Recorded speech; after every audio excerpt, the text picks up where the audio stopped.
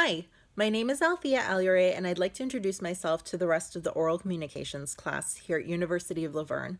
I will be taking my final class at this university this summer for my Bachelor's of Science degree in Organizational Management.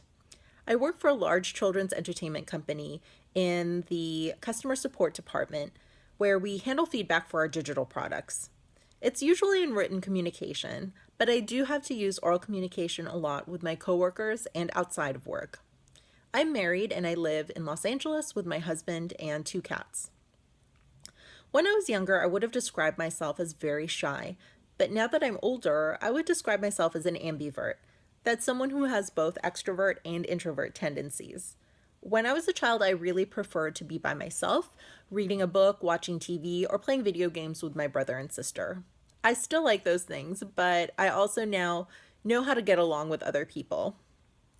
I can credit the kids that I grew up with in the Philippines, in New Jersey, and in California for teaching me how to break out of my shell and how to communicate with others. I had a very diverse group of friends in high school who exposed me to every kind of scenario that you can imagine. I learned from them how to read people, how to be comfortable around strangers, and basically how to communicate unscripted. So even though I started out being very uncomfortable with oral communication, I would have to say I'm pretty good at it now. My first job was at Borders Books and Music in Glendale, where I worked on and off for about 13 years. When I was first hired, I was the youngest person on staff at 19 years old.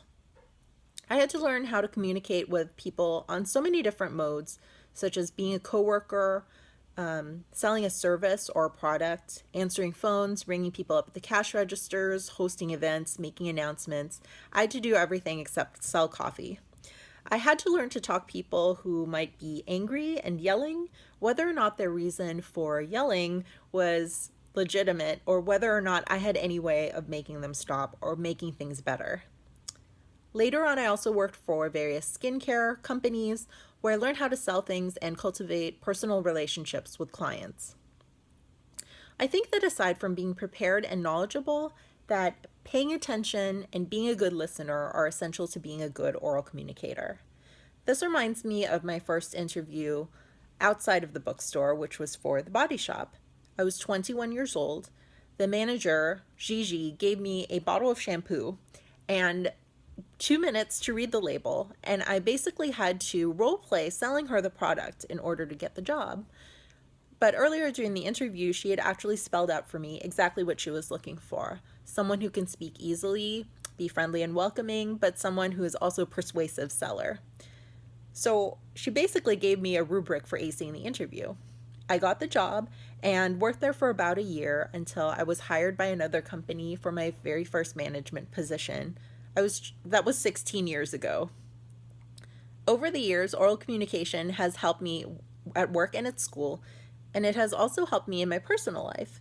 As you may have noticed from the bookshelves behind me, I really love books. A few years ago, I founded a grassroots group called Bridge to Books with some friends of mine, where we host public events that bring young people together with the creators, the authors, and artists that make books and comic books that they love. This involves a lot of planning before each event, mostly in written communication, but it also involves speaking to the public during the event to ensure that everything runs smoothly. I have to introduce our special guests and just in general be able to answer questions on the fly and encourage people to have a good time and to come back to our next event. I still get nervous every time I have to talk to a large group of strangers, but thanks to years of practice, that tends to dissipate as soon as I start talking. Someday, I hope to make this group a real nonprofit or maybe start my own company or bookstore. I hope you learned something about me, and I'm looking forward to viewing all of your introductory videos. Thank you for watching.